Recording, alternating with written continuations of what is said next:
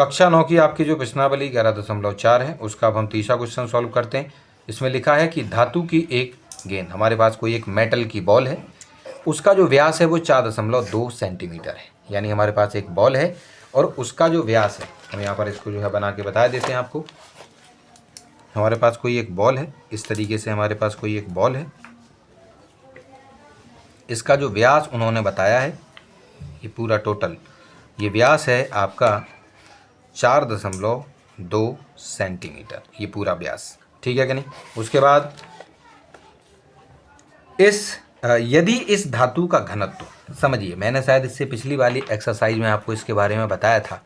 उन्होंने अगर ये कहा कि धातु, जिस भी धातु से ये बनी है, लोहे से या आपकी जो है स्टील से या आपकी पीतल से, जिस चीज़ से भी बनी है, उसका जो घनत्व है वो घनत्व कितना है, 8.9 ग्राम प्रति सेंटीमीटर क्यूब।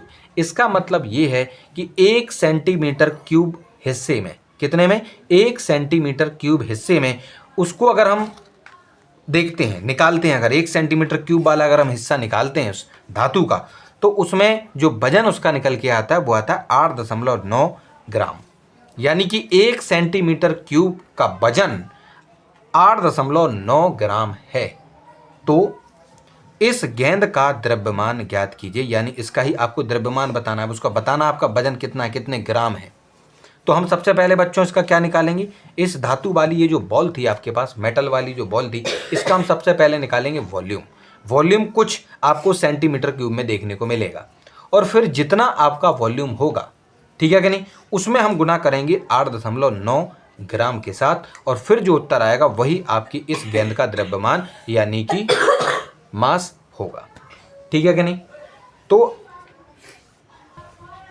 हम इसको हल कैसे करेंगे, देखिए सबसे पहले हमें इस गेंद का जो व्यास था यानी डायमीटर ऑफ जो बॉल था वो 4.2 सेंटीमीटर दिया गया है। उसके बाद हम क्या करेंगे, इस गेंद की त्रिज्या यानी रेडियस ऑफ बॉल निकालेंगे। तो हमें करना ये होगा कि 4.2 में हम जो है 2 से बच्चों भाग कर देंगे, ठीक है कि नहीं। चलो अभी इसको काट नहीं रहे, आगे काटना पीटना पड़ेगा, वहाँ पर ये काम कर जाएगा, ठीक है कि नहीं। तो अभी इसको हम इतना ही लिखेंगे। उसके बाद हम क्या करेंगे कि ये जो हमारी जो बॉल थी इसका हम आयतन निकालेंगे, पूरा आयतन देखते हैं कि कितना आता है। तो पूरा आयतन यानी वॉल्यूम कितना हुआ, 4/3 पाई आर क्यूब। 4/3 की जगह पर 4/3 लिखेंगे, और पाई की जगह पर 22/7 लिखेंगे, गुणा में आर की पावर 3 है, और आर को हमने अभी यहाँ पर काटा नहीं था, 4.2/2 ही लिखा था, उसको हमने 3 बार लिख दिया आपस में गुणा में, क्योंकि आर क्या है 3 है और आर इतना था, तो उसको 3 बार हमने गुणा में लिख दिया। बाद में क्या करेंगे बच्चों, 2 और 2 यानी ये 2 2 4 होते हैं, इस 4 से हमने इसको उड़ा दिया 4 को, ठीक है कि नहीं। और इस 2 से हमने इस 22 को उड़ा दिया, 11 आ गए। फिर हमने क्या किया,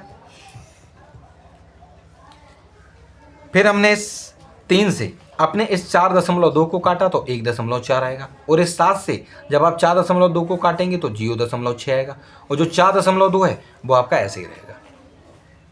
जो चीज़ें बची हैं, जैसे कि यहाँ 11 था हमने उसको लिखा, गुणा में 0.6 था हमने उसको लिखा, गुणा में आपके 1.4 थे हमने उसको गुणा में लिखा, गुणा में 4.2 बचे थे उसको लिख लिया। सबको हम गुणा कर देंगे बच्चों, आपका जवाब आ जाएगा 38.808 सेंटीमीटर क्यूब।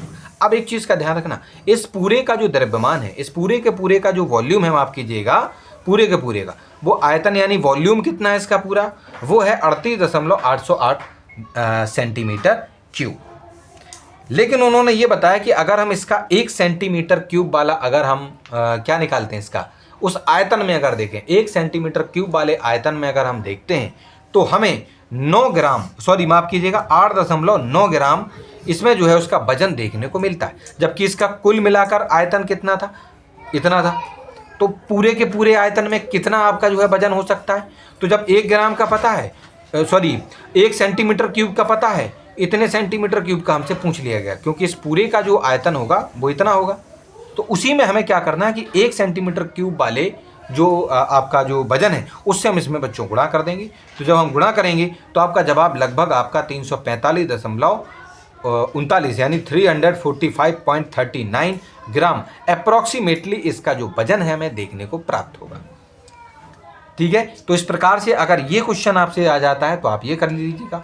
इसी से संबंधित अगर कोई और आ जाता है तो आप उसको भी इसी प्रकार से हल कर सकते हैं, ठीक है। तो ये वाला आपका जो क्वेश्चन है वो इस प्रकार से सॉल्व हो चुका है।